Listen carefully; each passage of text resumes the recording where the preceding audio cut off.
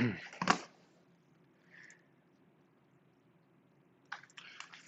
guys.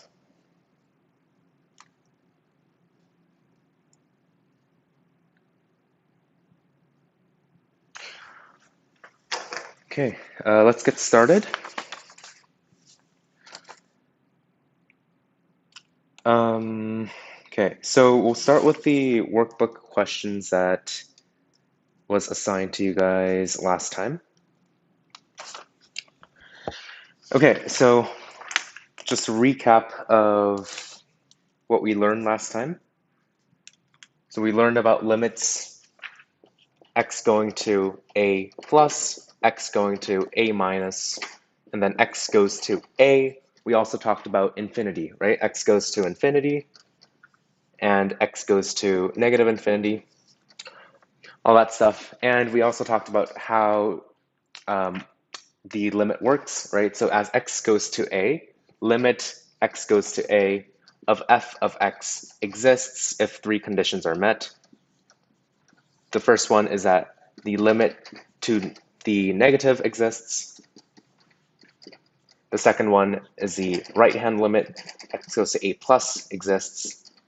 And then that has to equal each other, right? The limit from the left-hand side and the right-hand side has to equal each other. So those were the three things for a limit to exist. And we also practiced using factoring and how to evaluate expressions involving radicals algebraically to solve different types of limits. Okay, so we'll go over the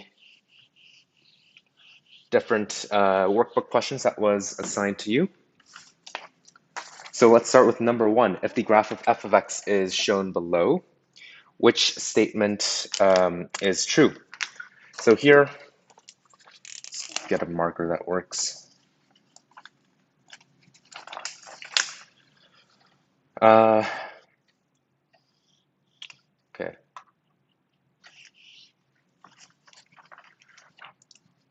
You know, like, there should be better markers somewhere. This work?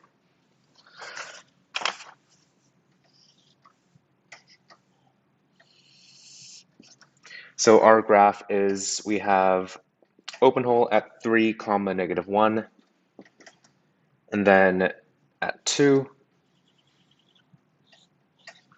and 0, 0 to 1, comma, 3.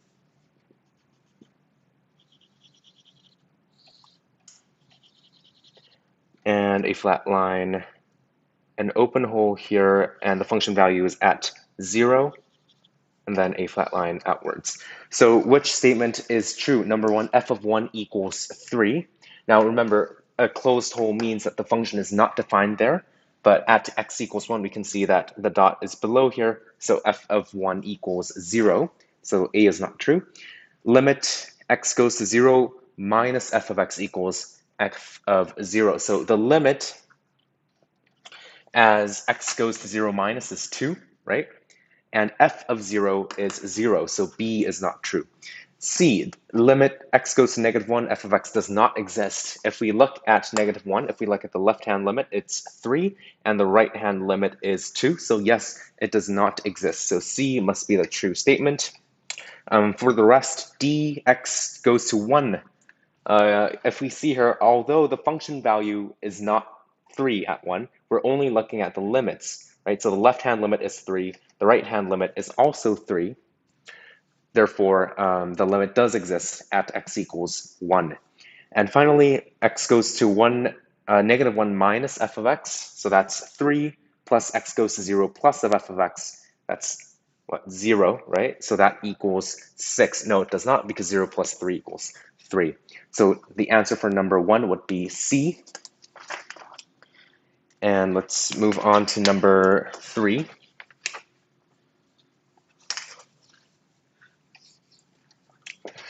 Okay, the graphs of f of x and g of x are shown below. Select all limits that exist.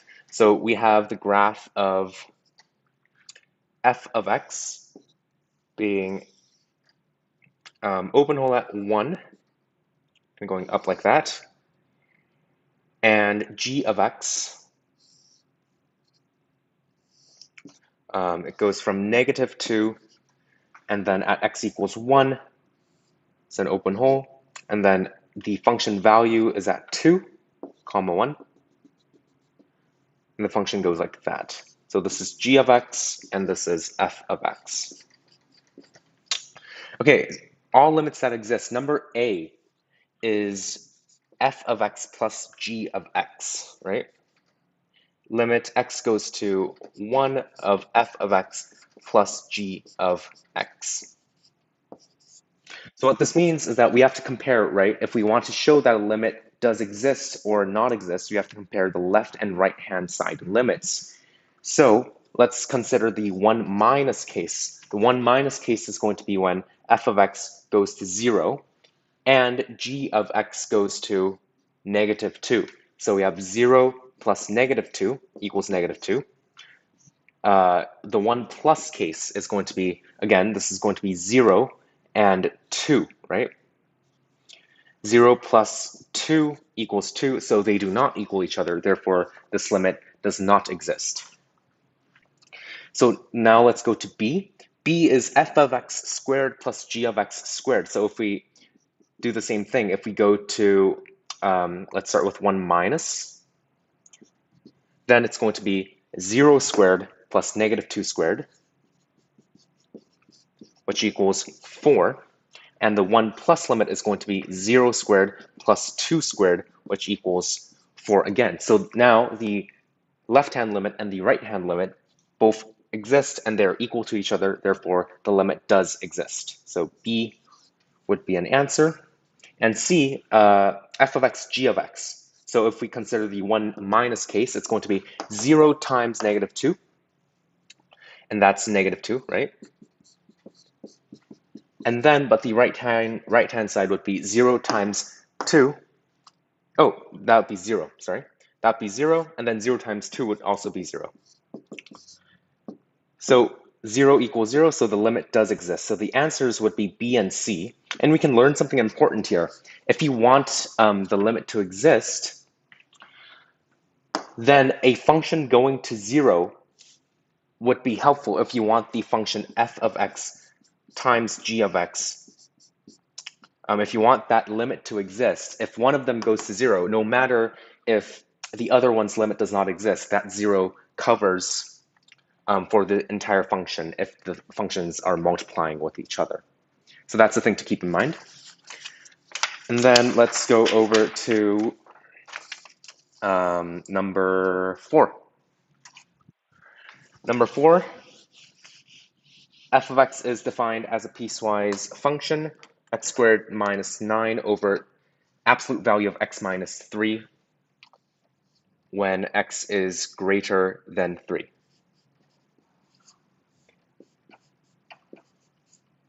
And a when x is less or equal to than 3.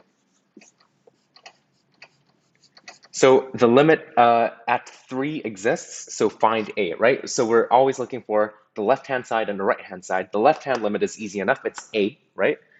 So a has to equal the right-hand side plugged when we plug in x equals 3. Now, if we try to directly plug it in, it's 0 over 0, so it's indeterminate. That means we gotta do some factoring or some modification. And we can immediately see that x squared minus 9 would factor nicely. The only thing we have to be careful of is the absolute value sign. Remember, when x minus 3, we're slightly larger than 3 when we're going to 3 plus. So that x minus 3 is going to be slightly positive, so it comes out of the absolute value as just x minus 3. So a equals x squared minus 9. Let's factor it right over here. So x plus 3, x minus 3 over x minus 3, and that cancels out because we know that x is not going to equal to 3. So we plug in 3, a equals 6, and that would be your answer there. Okay, next up is number 6. Find all functions where limit x goes to 0, f of x exists. Okay, f of x equals 1 over x. I think we went over that graph last time. If we draw that out, it's going to be symmetric about the origin point, it's going to have asymptotes, the x and y axis, and it will look like that. If we go to x goes to 0, so we first look at the plus right-hand side.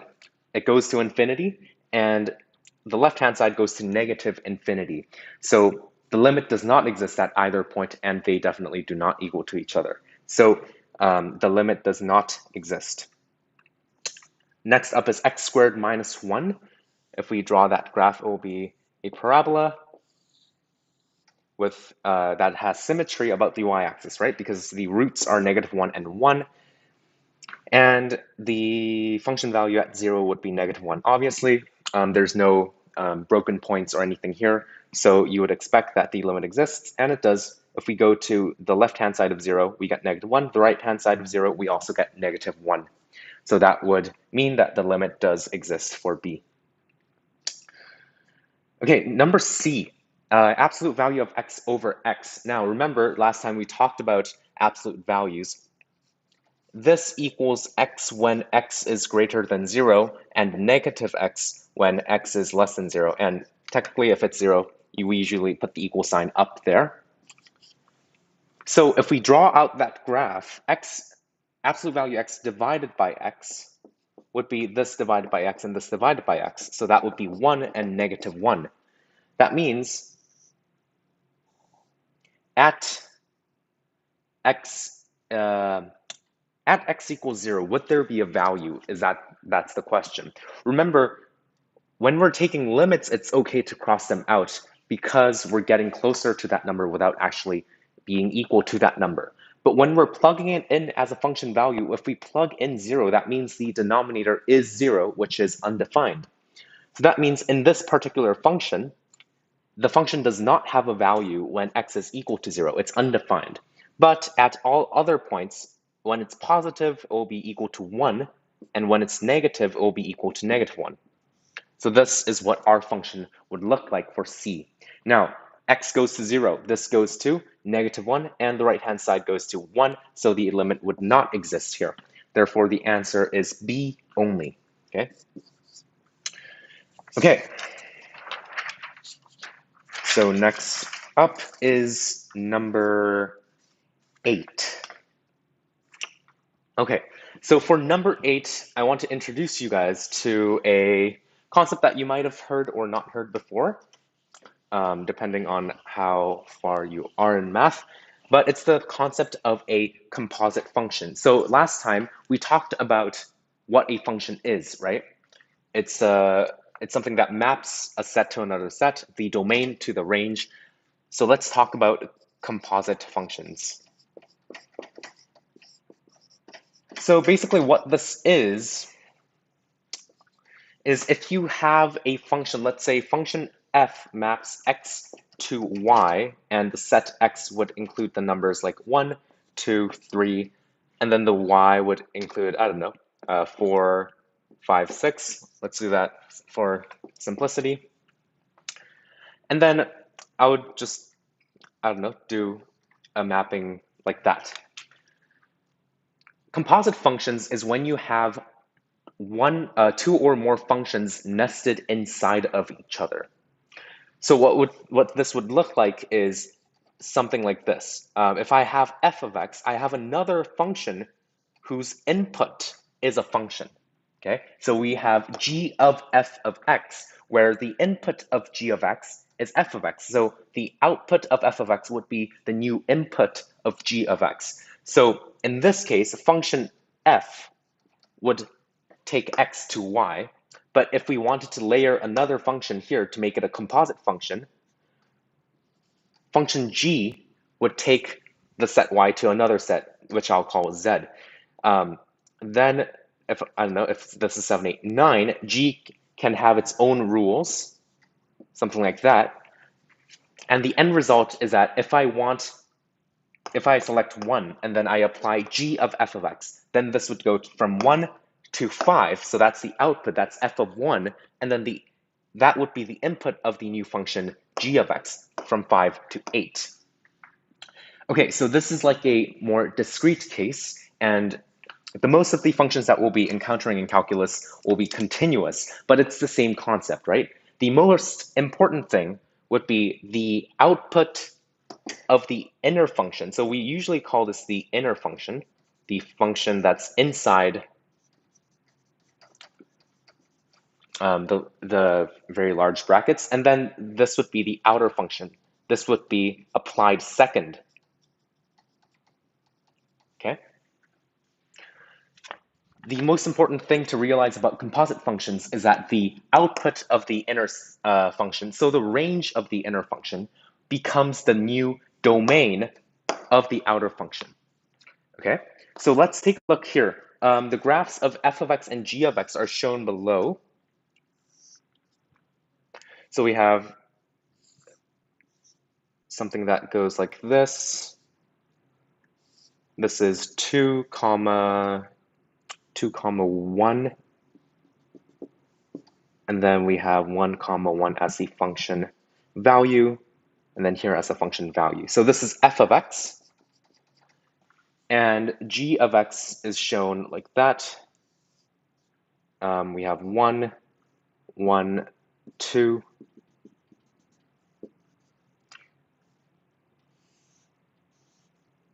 And the function value is here, and then it goes down like that. Okay, so this is g of x. What we're trying to find in number 8 is, the first one is pretty easy to find. Limit x goes to 2 minus f of x. So we can just go to the left-hand side of f, so that goes to 1. That's simple enough. But then we see limit x goes to 2 minus of f of x. So this would be a composite function.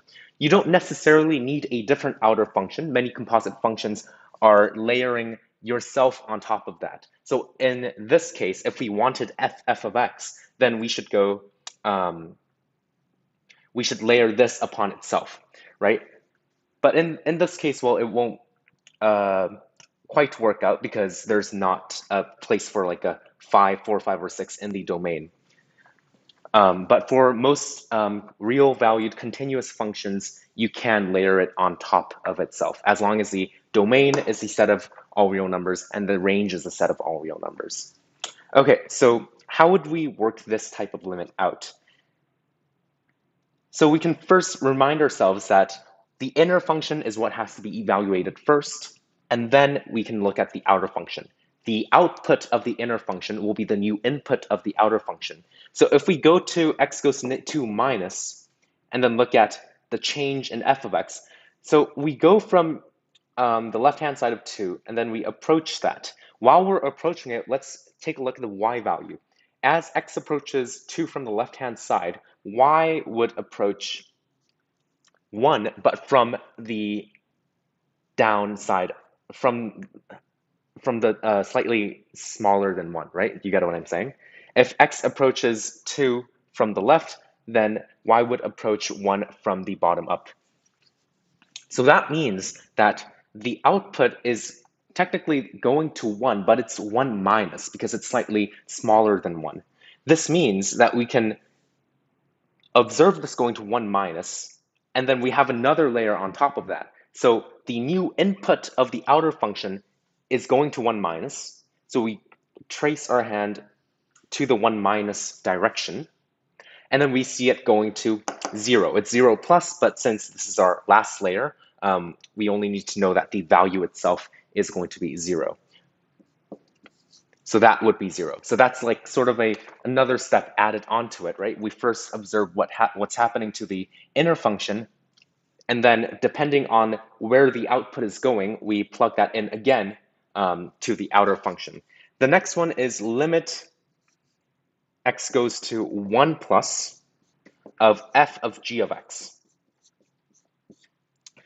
Okay, so we start with the inner function, the g of x. So x goes to 1 plus, so we're approaching it from the right-hand side.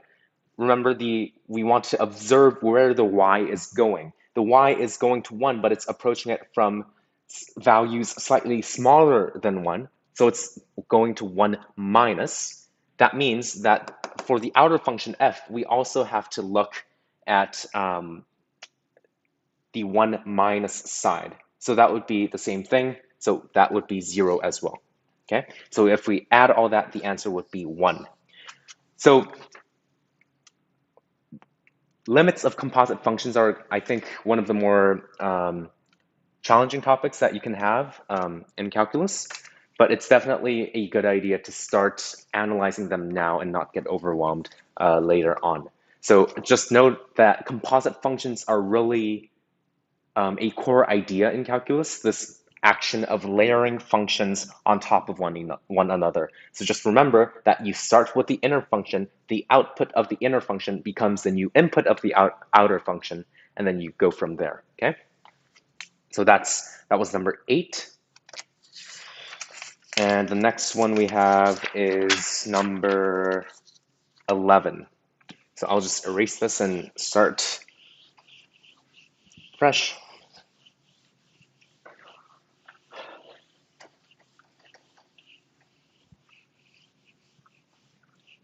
Okay, so number 11, given limit x goes to 2 of f of x minus 2 over x minus 2 equals 2, then evaluate limit x goes to 0 of 2x plus 3 f of x divided by 3x squared plus 4 f of x. Okay, so a couple of things going on here. Limit x goes to x minus 2 and f of x minus 2. You notice that x is not going to the same thing anymore, right? Down here it goes to 0 and up here it goes to 2. So whatever information we have here, we can't directly apply to the bottom one yet. A good tool, as I said last time, for handling these kinds of situations, if you see something repeated or you want to make something simpler, a good way to do that is through substitution, and this works perfectly here. So we see the repeated x minus 2 and x minus 2, right? So if we substitute that into a new variable t, then as x goes to 2, then t goes to what? So when x goes to 2, this approaches 0, right? So t goes to 0 when x goes to 2. So if we rewrite this limit in terms of t, then it's going to be limit t goes to 0 of f of t divided by t equals 2. Okay, and this looks a lot similar to what we're doing here, so we can actually apply this. Now, a question to ask yourself is that, does the t versus x matter in this case? Can I swap t with x and still have the same result? And the answer is yes, right? Because t is only the variable that's carrying these numbers, and I just substituted x minus 2 equals t. This value and this value limit x goes to 0 of f of x over x. These two are literally the same thing. They just swap the variables. So this equals 2. Using this now, we can evaluate this limit that we were given. So in order to use f of x over x, we need to divide both sides by x. So let's do that right now. So limit x goes to 0 of 2 plus 3 f of x divided by x, 3x plus 4 f of x divided by x. And that equals, okay, so 3x goes to 0, and this goes to 2. 2 plus 3 times 2 is 6. 2 plus 6 over 0 plus 4 times 2 is 8, which goes to 1. So that would be your answer for number 11. So substitution is always a very powerful tool that will come up again and again in calculus.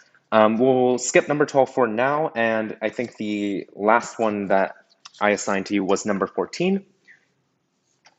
Okay, given that limit x goes to 2 of f of x equals 7, evaluate limit x goes to 2 of x squared minus 4 f of x over x minus 2.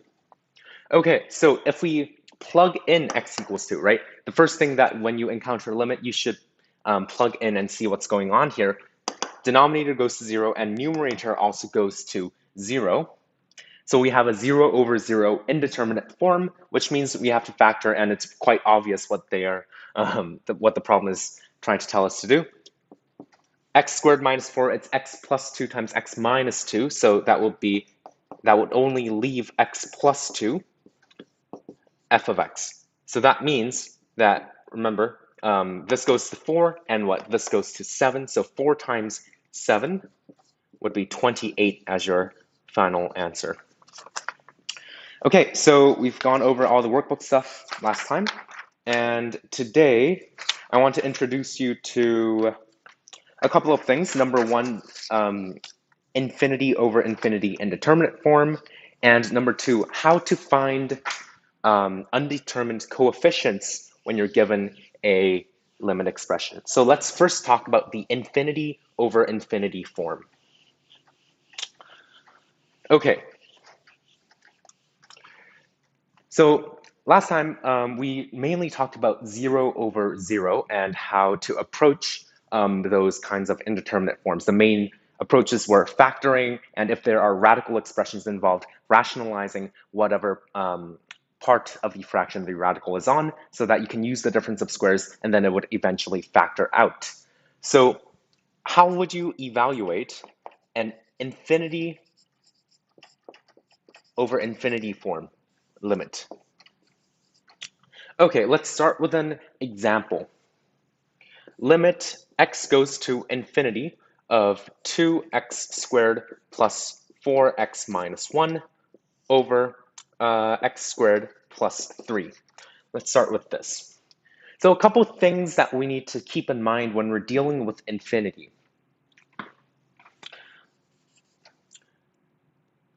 Let's start with constant over infinity. So by constant over infinity, technically infinity is not a number, so you can assume that this is technically the limit as x goes to infinity of the constant over x, okay? But I'll just write it casually as constant over infinity. If the denominator of a number keeps growing without stopping, while the numerator is still a fixed number, then eventually this number will get smaller and smaller and smaller, and it will get close to 0 no matter how large this constant may be. So this is equal to 0. How about constant over 0? If we have a fixed number at the top and the denominator keeps shrinking, then it will get bigger and bigger and bigger.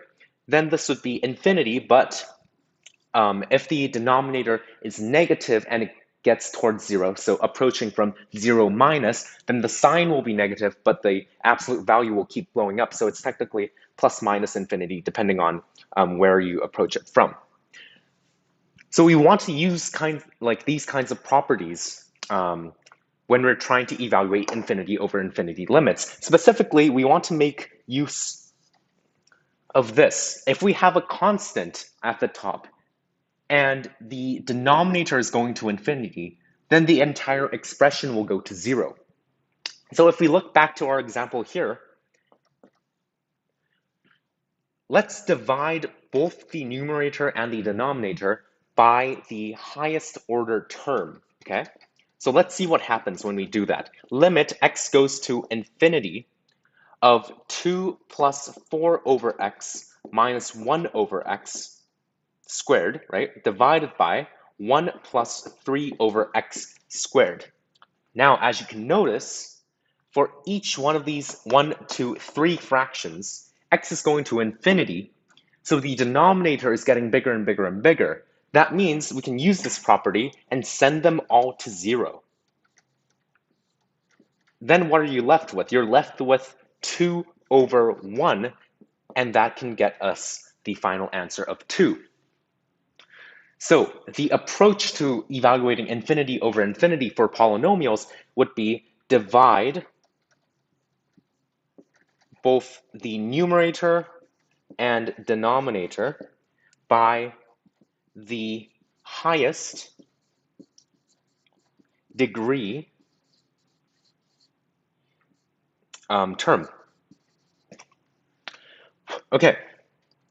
So let's do a couple more examples on the board. If I have x goes to infinity of, let's say, x minus 4 over x cubed plus 1. Okay, so let's try to do the same thing and divide both sides by the highest degree term, which is x to the power of 3. This would be limit x goes to infinity of 1 plus 1 over x cubed. And then this would be 1 over x squared minus 4 over x cubed. So we send them all to 0 because, right, a constant over infinity would go to 0. And you notice that the numerator is all 0 and the denominator is 1. So 0 over 1 equals 0. Let's try a third example. Limit x goes to infinity of x squared plus 4 x to the power of 5 minus x plus 1. Let's divide everything by x to the power of 5.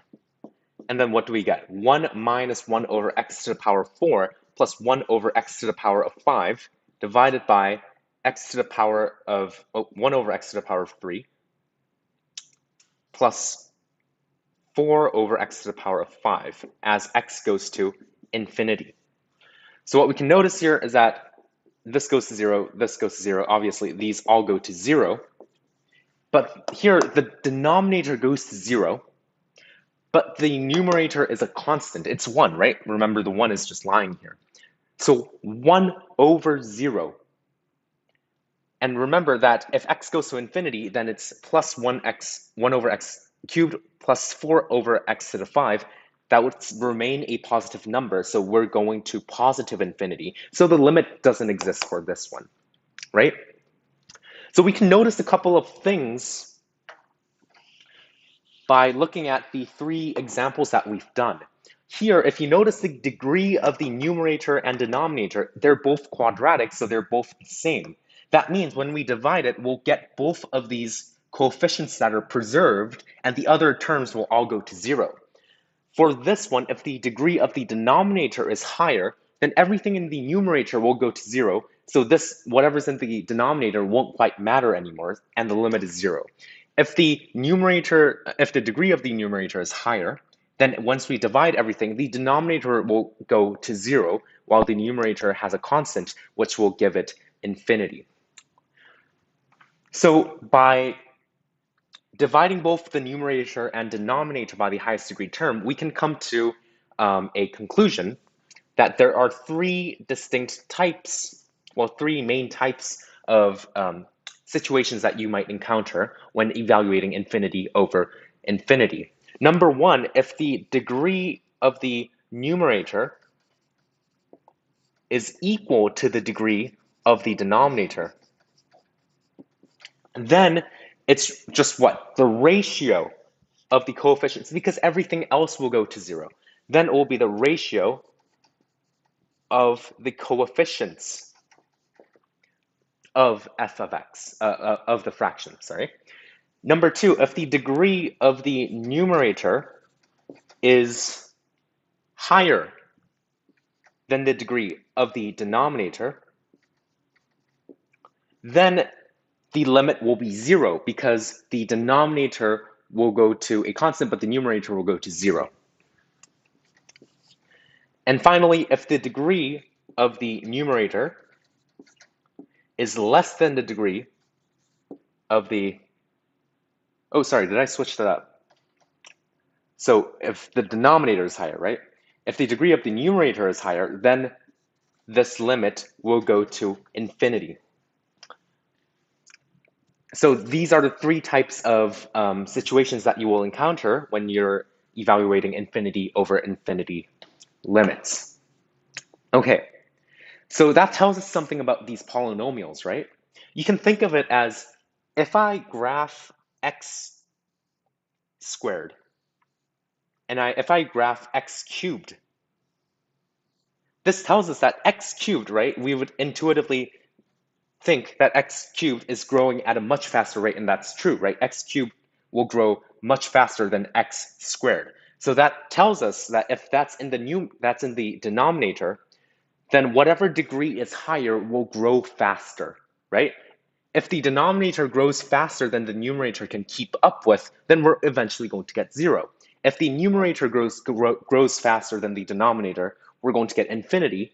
And if they grow at the same rate, then it will be the ratio of the coefficients of the highest order term, right? So leading coefficients, I guess. It will be the ratio of the leading coefficients.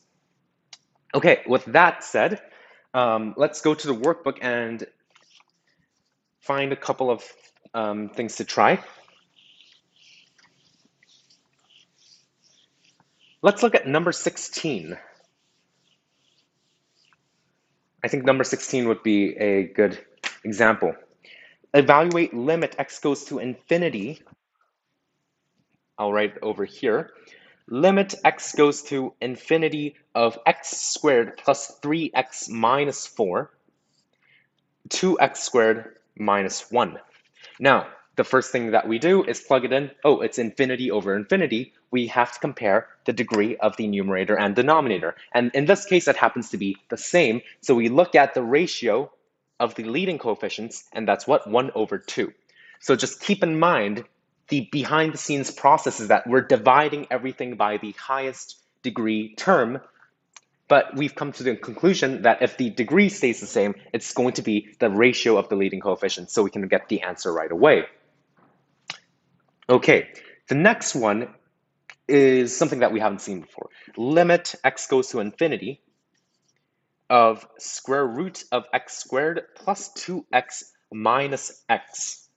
Now, if we take a look here and we plug in infinity, this goes to infinity and this goes to infinity. Oh, it's an infinity minus infinity indeterminate form. Okay, so how are we going to evaluate this? Well, infinity minus infinity forms, usually in polynomials, will almost always come with a radical expression. So with the radical expression, we want to rationalize, right? That helped us a lot when we're evaluating 0 over 0 limits. So let's try it with this one. We have to multiply the conjugate x squared, square root of x squared plus 2x plus x on both the numerator and the denominator. So that would be, on the denominator, it will be x squared plus 2x plus x. And then on the numerator, it will be what? This squared minus this squared. So it will be x squared plus 2x minus x squared, which is x, 2x, right? 2x. Okay, so we are currently left with this expression. All right, 2x over square root of x squared plus 2x plus x. Now, the degree, comparing the degree immediately here might be a little bit confusing. So let's go with the full traditional method of dividing both sides by the highest order term. Now, square root of x squared is just x, right? If we don't look at the 2x for now. So the implied degree of the denominator here, this is implied degree 1. So degree 1, degree 1, degree 1. So the entire degree would be 1. So let's try dividing by x to see what we get. So 2, and then here, if we divide this by x, then we want to put it inside the square root. And when we put it inside the square root, this becomes x squared, right, guys? So x squared plus 2x plus 1. Okay, looking at this expression here, this is going to be 1, and this is going to go to 2 over x, right? X squared, 2x over x squared is 2 over x plus 1, and the limit x goes to infinity. And we can immediately see that this will go down to 0. And what we'll be left with is square root of 1 plus 1. Square root of 1 plus 1, that's under 2. So that would be 1 as our final answer. And adding them two together would be 3 over 2 for number 16. But as you can see, did the 2x matter in the radical? Well, if we divided everything by x, then this goes to 0. If there was a plus 1 here, then the plus 1 would also go to 0 because we're dividing everything by x squared. So we can conclude that even if there is a radical expression in a infinity over infinity limit, we can sort of ignore everything except for the higher order term inside the radical, and by just taking the square root of x squared, we know that the degree is 1. So degree 1, degree 1. So that rule of comparing the degrees also holds true for radicals. If I had a radical and I had x to the power of 6 inside here, plus blah, blah, blah, then the implied degree of this expression would be square root of x to the 6, which is x cubed. So the degree equals 3, right? So we can do that for limits involving radicals, okay?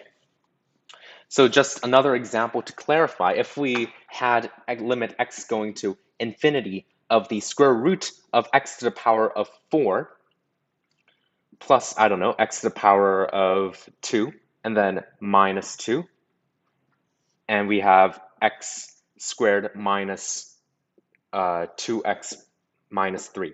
Okay, so the degree of the numerator is 2, the degree of the denominator is square root of, we can ignore this when we're dealing with the degree, square root of 4 x to the 4 is x squared. So the degree of the denominator is also 2. That means that we can apply this rule and we can have the ratios of the leading coefficients. So the leading coefficient of the x squared term is 1. If I had 4 times x to the 4, then I have to be careful that the coefficient is actually the square root of 4, not just 4, right? As we see when we're dividing this out, the square root, it doesn't go anywhere. So this would be 1 over 2 would be the answer here, okay? So that way we can quickly evaluate limits without having to, divide by the same term every time. So the lesson for evaluating infinity minus infinity forms is when you rationalize, it becomes infinity over infinity. That way, when you rationalize, it becomes infinity over infinity. Then you can apply comparing the degrees and then determining what the limit is. So infinity over infinity and infinity minus infinity are sort of related together in the same way. Okay, so that was number 16. Number 17, what do you get? If you plug in x equals 0, 1 over 0, constant over 0, right? We know it's infinity. And if we plug in x equals 0 to the thing that's multiplying it, it's negative 1 plus 1, which is 0. So number 17 is actually an infinity times 0 indeterminate form. Now, we haven't exactly learned how to evaluate that, right? So think about it for a little second while I erase the board here. We can't exactly know the answers, so infinity times 0 is not 0 because remember, it's not exactly 0, right? We're multiplying a very increasingly large value with an increasingly small value. If this was literally 0, then the answer would be 0. But remember, we're not actually getting to 0. So this is an indeterminate form where the answer could be anything. So we have to modify it. X goes to 0 of 1 over x. Now, what can we do here? We can take the common denominator of the thing that's multiplying inside the brackets, x minus 1, and then we can say that the plus 1 becomes x minus 1. So 1 plus x minus 1 is x. And as soon as we take that common denominator, we can truly see what it is. It's not that complicated, right? We can just cross off the x, and then plug in 0 to get the answer of negative 1. So I think this is about as difficult as 0 times infinity limits will get for polynomials. Okay, so today I want to introduce you to a very important concept when you're trying to solve problems involving limits. So right now, we've done a lot of technical calculations stuff, but what you'll see on exams and tests will be something more sophisticated and something a little bit more difficult that requires more thinking, and that's stuff like number 18. If you look at number 18, so I'll just erase number 17 for now. If you look at number 18, it's slightly different. There's new letters involved, right? Limit x goes to 1 of x squared plus ax plus 3 divided by x minus 1 equals b. And we have to find a plus b. So notice that we don't know a, we also don't know b. We have one limit expression, and that's all that is given to us. So we have to think very carefully here. So a and b are undetermined, we call them undetermined coefficients, and they'll be given to you in a limit expression like this, and you'll be expected to find them. So let me take you on a thought experiment. Let's say we have limit x goes to a of f of x under g of x. And let's say that we're given that the limit as x goes to a of f of x is 0. Then what can we conclude? Oh, and the problem gives you that this exists, right? It's not infinity or whatever. And we're given that limit x goes to a of f of x is 0. So the denominator goes to 0, but the limit has to exist. Remember, recall that a constant over 0 would be plus minus infinity. So that wouldn't help. The limit has to exist. The only time that would be true if when g of x goes to 0, making 0 over 0, which is indeterminate, right? Then if we're given that the limit exists, then limit x goes to a of g of x has to equal 0. Do you get it, guys? Because we have to have a real number as the answer for our limit, and if the denominator goes to 0, the only way that the limit can exist as a real number and not plus minus infinity is when we have a 0 over 0 indeterminate form. So if we're given that f of x goes to 0, so the denominator goes to 0, then the numerator also has to go to 0. And it's it's not quite vice versa, because when the numerator goes to 0 and the denominator is a non-zero constant, then, well, the limit is just 0, right? But if the denominator goes to 0, then the numerator absolutely has to go to 0 if you want the limit to exist. Okay, how about infinity over infinity limits? X goes to a, f of x, g of x. This time we're given, and this exists, right? Exists. Given g of x goes to infinity. Okay, as x, I should say x goes to infinity, right? If g of x goes to infinity, but f of x goes to a constant, then the limit wouldn't exist. It would just shoot up to infinity. Then we can also conclude that f of x also has to match that and go to infinity. Now, this is quite not enough to guarantee that the limit exists, right? If g of x is like a 5th degree polynomial and f of x is only a 2nd degree polynomial, then, well, that still would have infinity as your limit. So more than that, the degrees have to match. The degree of the numerator has to equal the degree of the denominator. So this is the key thing to watch out for. Technically, if they only give you that it exists, then the degree of the denominator can also be greater, but then you would get a limit of 0, and usually they will give you a limit that is not 0. So usually you would have to match the degree of the numerator with the degree of the denominator. So if that sort of confuses you, this is quite technical, so let's go into the problems and see for ourselves how this works. Because a lot of information can be brought out from just looking at one limit expression, right? So here we plug in x equals 1, right? We encounter a limit. Denominator goes to 0. Numerator goes to what? 1 plus 3 is 4. numerator goes to 4 plus a. Now, b is a constant, so this limit must exist, right? B is not like infinity, it's a constant. So therefore, if the denominator goes to 0, then the numerator must also go to 0 to keep it indeterminate. So 4 plus a, therefore, has to go to 0. And we've already found ourselves a. Now, in order to find b, just doing this one action alone isn't quite enough, right? Then we have to go back to the limit.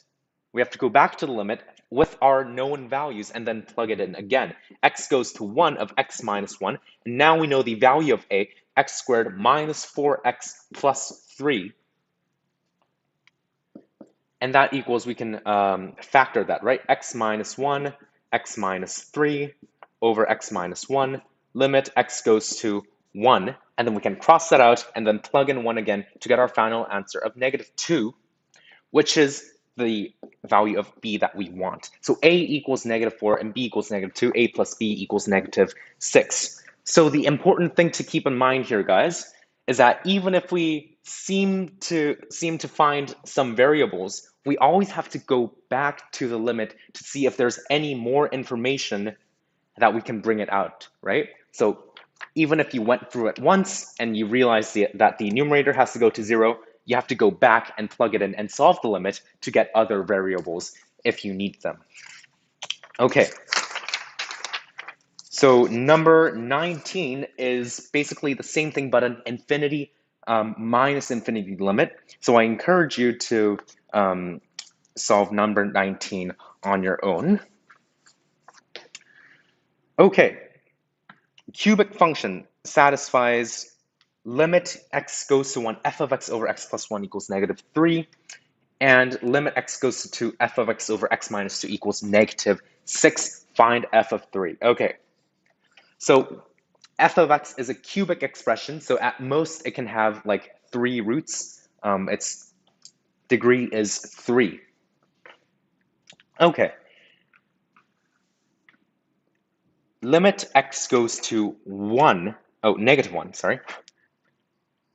-1, x plus 1, f of x. So we have to write that f of x is cubic.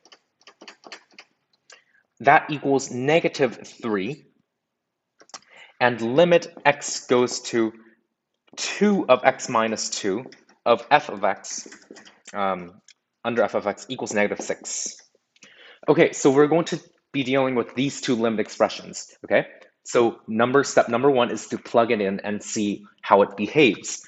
Plug in x equals -1. Denominator goes to 0, but the limit exists, so the numerator has to go to 0. So the first piece of information that we can uncover is that f of -1, right? F of -1 has to go to 0. Same thing with the second limit. When we plug in x equals 2, denominator goes to 0, but the limit exists, so the numerator has to go to 0. F of 2 equals 0. Okay, with these two information, we can actually, with these two pieces of information, we could set up the equation for f of x, right? So if f of x is a cubic expression and we know 2 roots of it, then we can set up f of x like this, right? We know that -1 is a root, so we can plug in x plus 1 and then multiply that by x minus 2. And then remember that f of x is a cubic, so there has to be a third root, x minus, let's call that, I don't know, x minus k. K we don't know. And then we also don't know the leading coefficient, so let's call that a. So see how I set up f of x from knowing just 2 roots of it, because I know that it's a cubic polynomial. I know that it has -1 and 2 as its 2 roots. So I can set up the mystery root as k, and I can set up the leading coefficient as a. This type of setting up equations based on the information that you already know is going to be very important as you solve more and more complex problems. So now, remember, we have to go back to our limit and plug that in again. So let's take this expression and let's plug it into each of our limits. So number 1, limit x goes to -1. So if we put that entire thing in the numerator, the x plus 1 will cancel out. So that's a times x minus 2 times x minus k, right, guys? And we plug in -1 to this expression, and that's negative 3a times -1 minus k. And that's what? 3 times 1, 3a times 1 plus k. 3a times 1 plus k, and that has to equal -3. So a times 1 plus k equals -1. So we got that piece of information. We got 2 unknowns and we got 2 expressions, so we should expect to be able to solve this. Now, if we do this, it factors out the x minus 2. We plug in 2, that would be 3 times a, right? 3a. 3a times 2 minus k, right? 2 minus k equals -6. A times 2 minus k equals -2. So just to be crystal clear, this is limit number 1, limit number 2. We got this from limit number 1. We got this from limit number 2. Right? It's the same process, plugging this expression back into the limit and to get more information out of it. Now we can solve this system of equations. I think just layering them on top of each other would be the best way. 2 minus k, 1 plus k, and that equals 1/2. So we can cross multiply. 2 plus k equals 2 minus k, and k equals 0, right? K equals 0. Find f of 3. Okay, so k equals 0, so is a equal to -1? 2 times -1 equals -2. 1 times -1 equals -1. Okay, so we got it. So our final expression for f of x, so a equals -1, is negative x plus 1, x minus 2, and then the mystery root was 0, so that's just x. And find f of 3. Should we write it on top? F of 3 equals -4 times 1 times 3, which is -12. So that would be the answer for number 20. Now, right, so just a recap of what we did here, we first plugged it in and saw the denominators going to 0.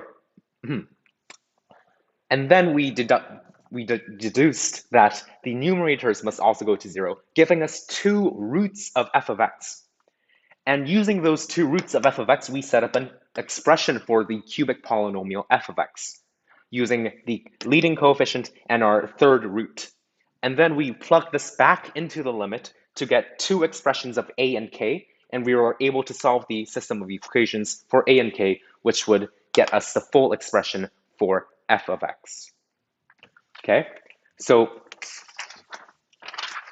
this would be, yeah, a classic limit problem that might be on your test. So with that, I encourage you to solve number 21. Number 21 is slightly different, right? Every question, okay, will be slightly different from one another. So there is no one method or one formula fits it all kind of thing, especially, you know, as we get to upper levels in math.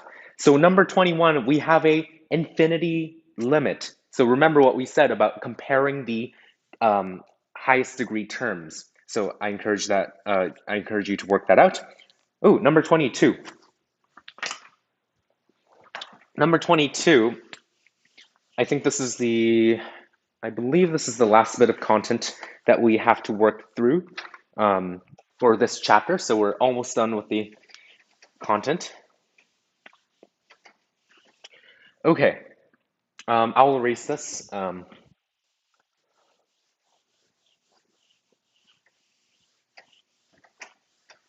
So the last piece of content that I want to go through with you is something called the squeeze theorem.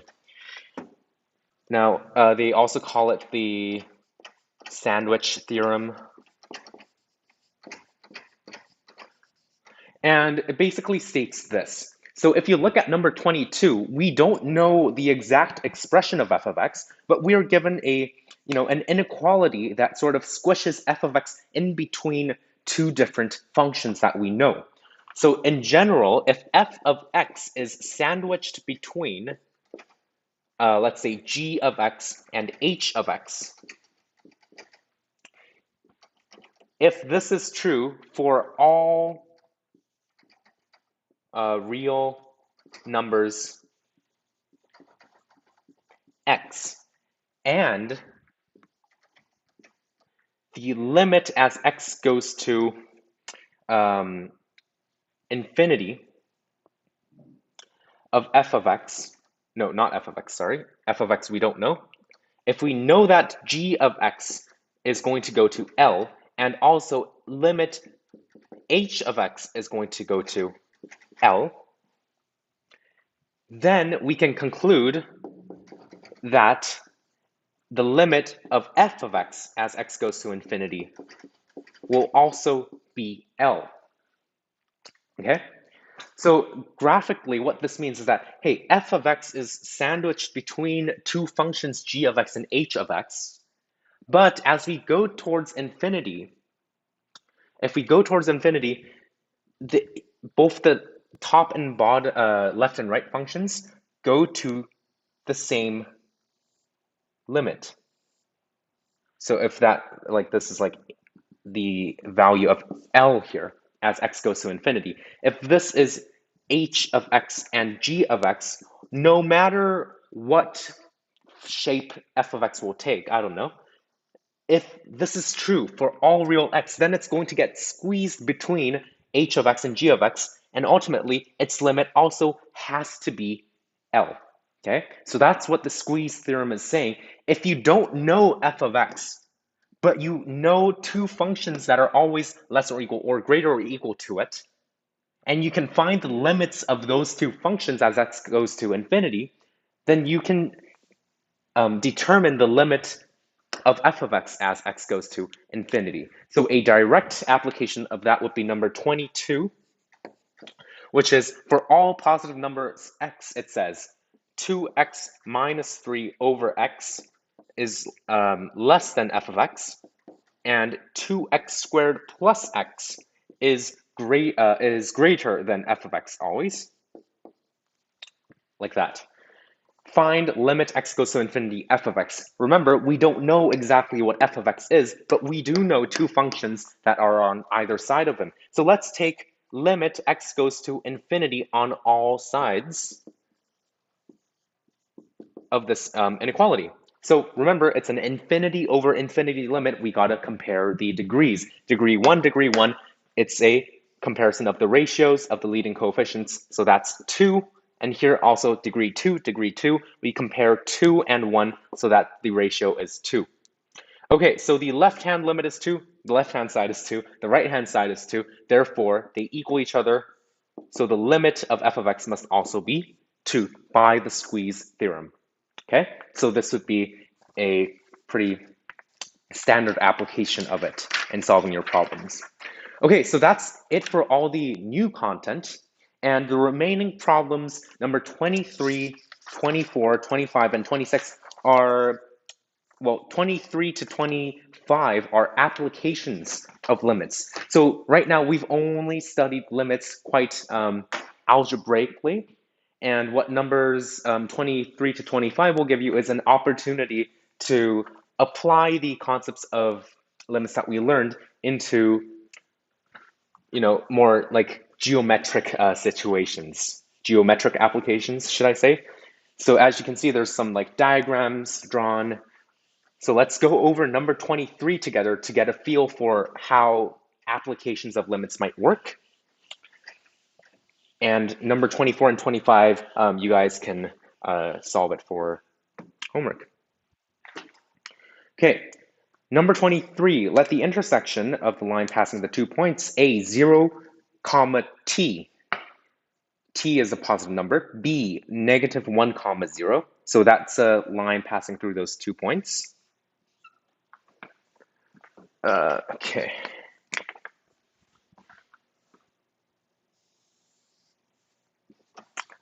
I lost track of which marker was the good one.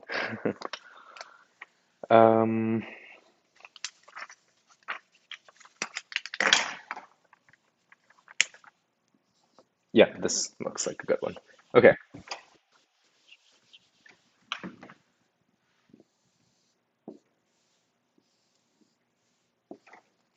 so we have a, that's a positive number, and we have the circle x squared plus y squared equals 1.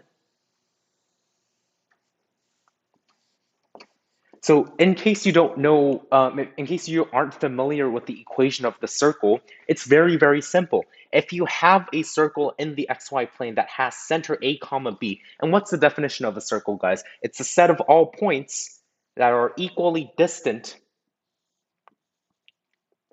from a given center point. And that equal distance, we call it the radius, or we commonly call it r, right? So if I have a point x comma y that's on the circle, what must x and y satisfy? What must be the relationship between x and y so that the distance between x and y and a and x comma y and a comma b is always r? Then we can set up the equation x minus a squared, right? Because that's the distance formula between 2 points, right? Using the Pythagorean theorem, y minus b squared, and that equals, right? If we draw a little right triangle to do that, that has to equal r squared, and suddenly you've got yourself the equation of a circle with center a comma b and radius r. It's that simple, right? So always remember what was the motivation behind something, right? If you're given an equation, it's always a good practice to know why the equation is there and how it's made before trying to, fully memorize it. Okay? So that's the equation of a circle. And the unit circle that you might have seen in trigonometry if you've taken pre-calculus 11, right? The unit circle has the equation x squared plus y squared equals 1 because its origin, the center of this circle is the origin point and the radius is 1. So we have 1, 1, negative 1, negative 1. Okay, so we have a on the y-axis, and the line passing through a and b. B is negative 1 comma 0. So we have the line passing through these 2 points, and then that intersects the circle x squared plus y squared equals 1 at b, not b, but p, right? So p is going to be this point over here. And that's A, right? A has the coordinate t. Let the foot of the perpendicular line drawn from P to the x-axis be h. Okay, so we're going to draw the perpendicular line. That's going to be h. Find limit as t goes to infinity. So I guess this point would slide up along the y-axis of OA times PH. Okay, so limit t goes to infinity of OA times PH. So what are we trying to do here, guys? We can't solve this limit unless we get these two lengths in terms of t, right? So our goal should be, we should be focusing on getting getting this expression expressed in terms of t so we can actually evaluate the limit. So let's take a look here. Okay, what's OA? So O is the origin point, and A is that, right? So we can immediately get the length of OA because that's just what? That's just T, right? OA is just T. And now we have to find PH. Okay, so I guess there's a couple of ways that we could approach this.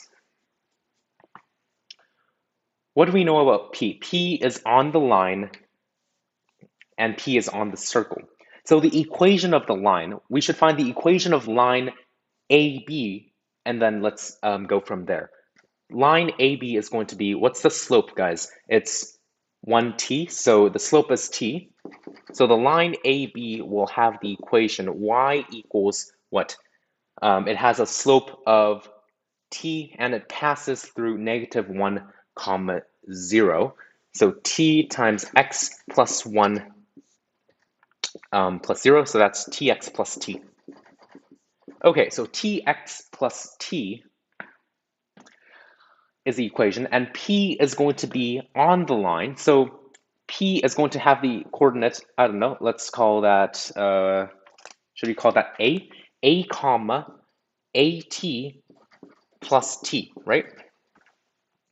And we also know that P is lying on the circle x squared plus y squared equals 1. So I think we can plug that in. So x squared A squared plus AT plus T squared equals 1.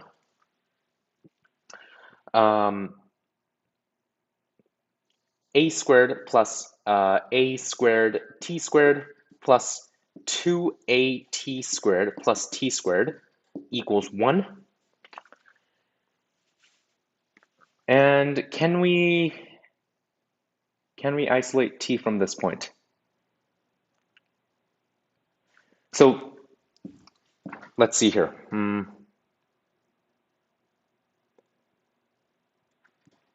We're trying to isolate, what are we isolating? We're isolating A. So A squared, T squared, the coefficient is T squared plus 1, plus 2T squared A, plus T squared minus 1 equals 0.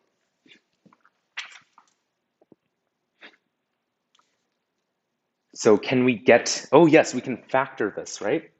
So if I go 1 and T squared plus 1, and if I go 1 and T squared minus 1, then everything works out quite nicely. Right, so that's going to be A plus 1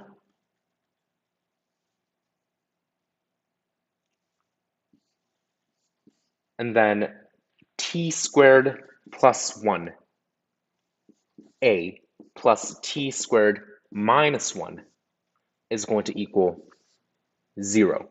Now we have to be careful. Is A going to equal -1? No, because remember, A is the x-coordinate of this guy, which means that P can never touch B, right? It also says that in the problem, P is not B.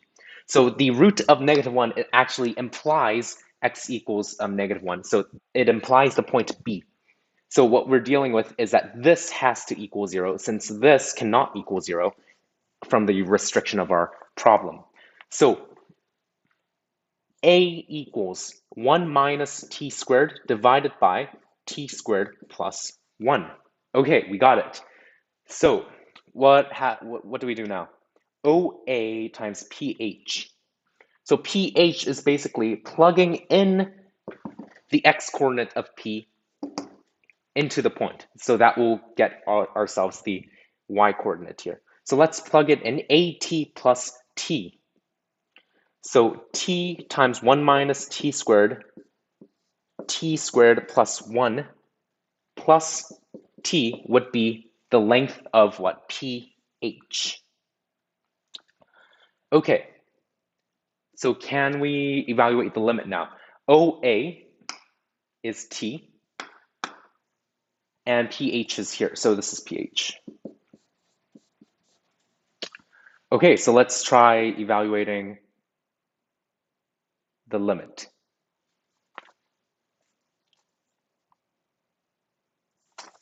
Limit t goes to infinity of T times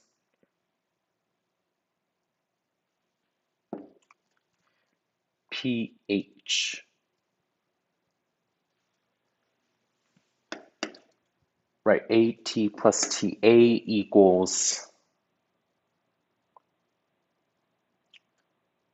A squared T squared plus 2A T squared plus T squared.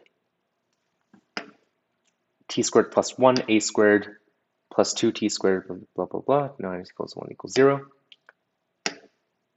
Cross multiply and add, that will leave you with 2T squared. So T squared plus 1, T squared minus 1, so 1 minus T squared. Okay, that looks right. Okay, let's see what happens. T times, we probably should take the common denominator, T squared plus 1. So let's take the common denominator here. T squared plus 1, that's negative T cubed plus T. and then plus t becomes plus t cubed plus t. So the cubed terms cancel out. Okay, that was what I was worried about.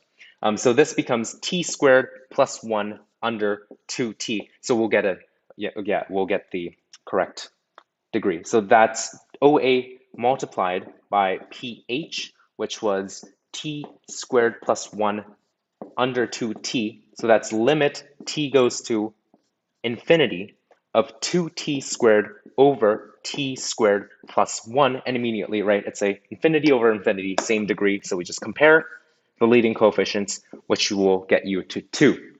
Okay, so what we did here was we needed both expressions in terms of t. I know that p is on this line and it's on the circle. So I set up the line, placed p as a point on that line, put those into the equation of the circle, solve the quadratic equation for a. pH would be the y coordinates, so I plugged in the x coordinate to this expression and got the common denominator. And then at the very end, we put all of that together to find our final limit expression. Okay, guys, so this would be, I think this, out of all the application problems, this was the most tricky. So I encourage you to solve, your homework is 24 and 25. And 26 should be interesting. So 26 is like a fact-checking sort of thing. So you have to determine if this statement is true or not. A tip I will give you for number 26 is that if you want to show something is not true, the easiest way to do that often is to find a counterexample. Find a counterexample, because finding one case that does not work is much easier than trying to prove that it's not true for like all different cases. So that's a good tip to have. We didn't solve, I think we didn't solve number 12, right? So let's get back to number 12 and we'll end the day after we do number 12. Okay.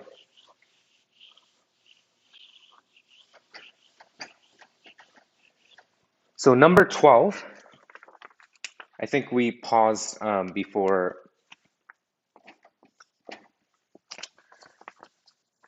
Yeah, before last class. So limit x goes to infinity of f of x equals 1. Limit x goes to infinity of f of x minus g of x equals 1. Oh, sorry, that equals infinity, and that equals 1.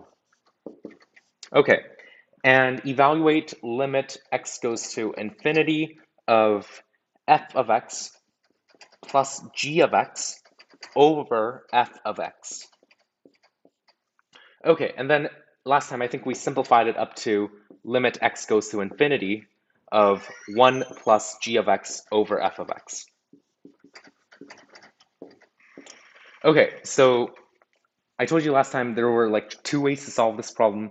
One way would be trying to find a specific function for f of x and g of x that would satisfy these 2 conditions. And that's often the faster way to do things, so let's go with that method first. So the simplest function that I can find for f of x is f of x equals x, right? When x goes to infinity, f of x also goes to infinity. Then if I plug in x, the only modification that I need to do with g is g of x needs to cancel that x, right? But it has to be 1 and it's negative, so g of x has to be x minus 1 in order to satisfy the limit conditions. As long as I have an example of f of x and g of x, then I can plug these directly in. So this is 1 plus limit x to infinity of x over x under x minus 1. And we've done this plenty of times already. 1 over 1 is 1, so 1 plus 1 equals 2. But the more formal way to do this is that recognizing if f of x goes to infinity and infinity minus something has to equal a real number, then the only way that we can make that happen is to make an infinity minus infinity indeterminate form, right? So g of x over f of x.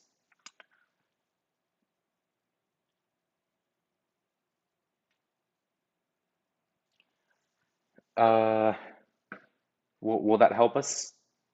G of x also goes to infinity, true.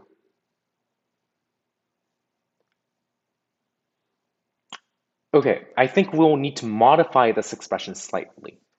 Since all we're looking for is g of x over f of x,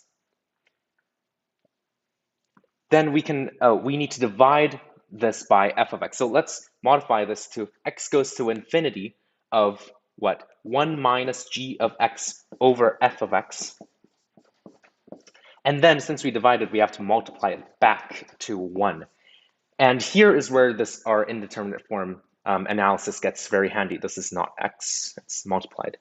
Okay, so this goes to infinity. And the limit exists as a real number. We have to make this indeterminate. So this has to go to 0. And therefore, 1 minus something has to go to 0. The limit of this as x goes to infinity, this has to go to 1.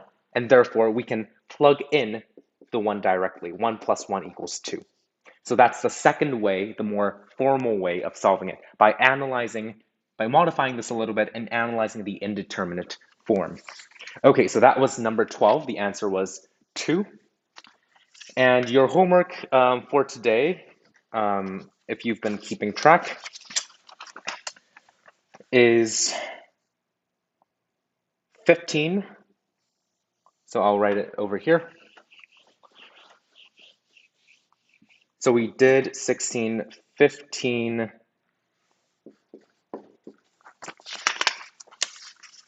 and 19, 21.